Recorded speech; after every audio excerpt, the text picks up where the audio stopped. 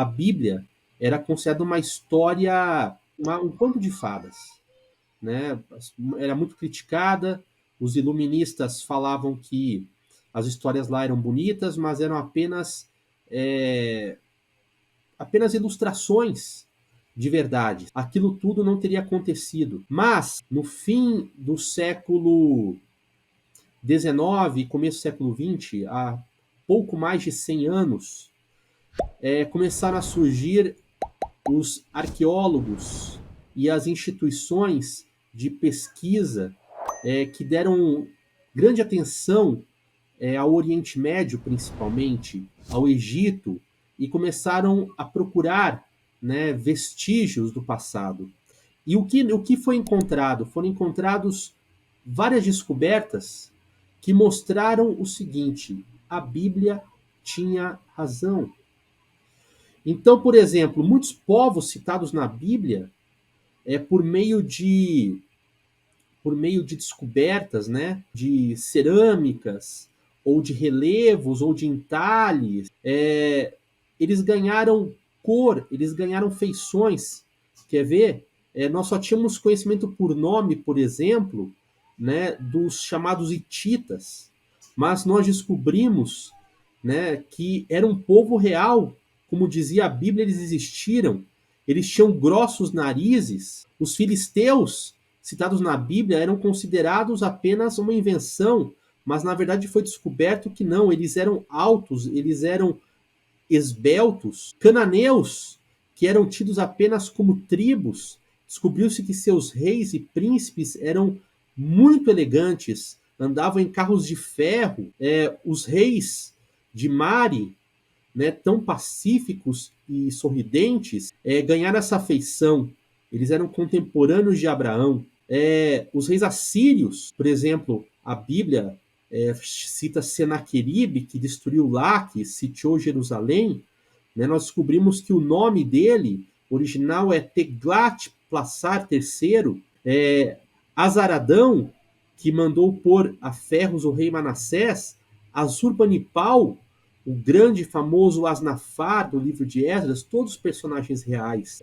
Descobrimos, por exemplo, que cidades como Nínive e Nimrod, antiga Cali, né, Assur e Tebas, que os profetas chamaram de Noamon, né, descobrimos, por exemplo, no delta do Nilo, né, as cidades de Pitom e Ramsés, que confirmam, né, que Israel sofreu uma odiosa escravidão.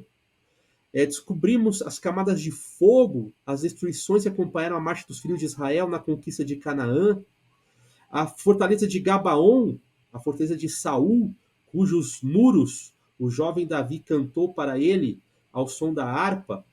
Descobrimos Megido, né, onde havia uma cavalariça gigantesca do rei Salomão, que tinha 12 mil soldados a cavalo. Quando você pega o chamado Novo Testamento, né, ressurgem construções como os palácios do rei Herodes, né, o próprio templo, né, no coração da antiga Jerusalém, né, a plataforma, né, que a Bíblia chama de Litostrotos, citada por João, o evangelista, onde Jesus esteve diante de Pilatos, né? Então, meus queridos, são descobertas que confirmam a veracidade da Bíblia. Até mesmo histórias como a da estrela de Belém, né? Os assiriólogos decifraram em tábuas astronômicas da Babilônia os precisos dados da observação da estrela de Belém. Então, a Bíblia é um livro que mostra a realidade, não é um livro de fantasia. Agora, mais interessante do que saber isso é você provar a palavra, você conhecer na prática a palavra. Agora, para não cair no extremo de se tornar radical ou se tornar fanático, é preciso que o Espírito Santo dirija a sua descoberta, dirija a sua caminhada. O próprio Senhor Jesus declarou que é Ele que nos conduziria a toda a verdade. Então não adianta a gente querer descobrir por nós mesmos. Nós temos que ser humildes e pedir a Deus que nos dê o Espírito Santo, que Ele nos conduza a toda essa verdade. Algumas pessoas falam assim: o Espírito Santo, aquele que dá poder para fazer milagres. Ah, então eu vou na igreja A ou na igreja B, onde existem muitos milagres, onde o pastor lá está fazendo milagres, sinais, prodígios, maravilhas, né? E aí nós temos que entender que sim, o Espírito Santo nos capacita para fazer prodígios, mas esta não é a sua única ou principal função. A principal função é nos revelar a respeito da justiça, do juízo e da salvação. A sua principal função é nos conduzir a toda a verdade. Não se equivoque com isso. Não vá atrás de sinais, não.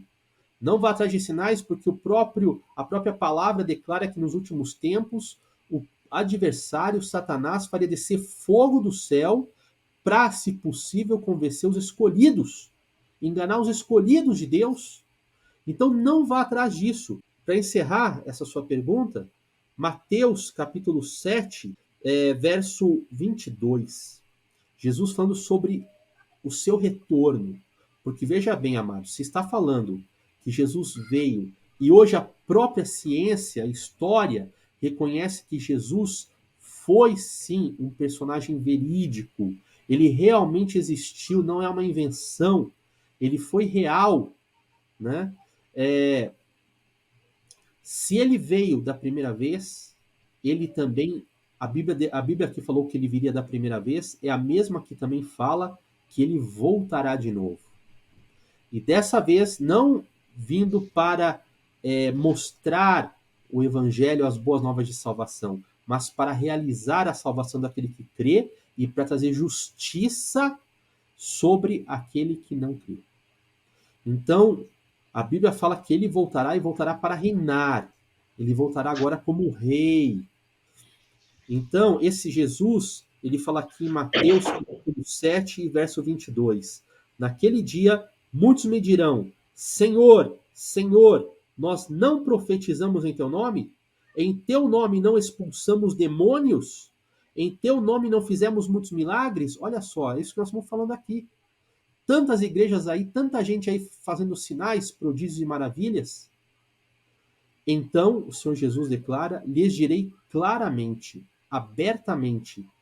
Hoje, para muitas pessoas está velado, está escondido, mas naquele último dia ele vai falar abertamente.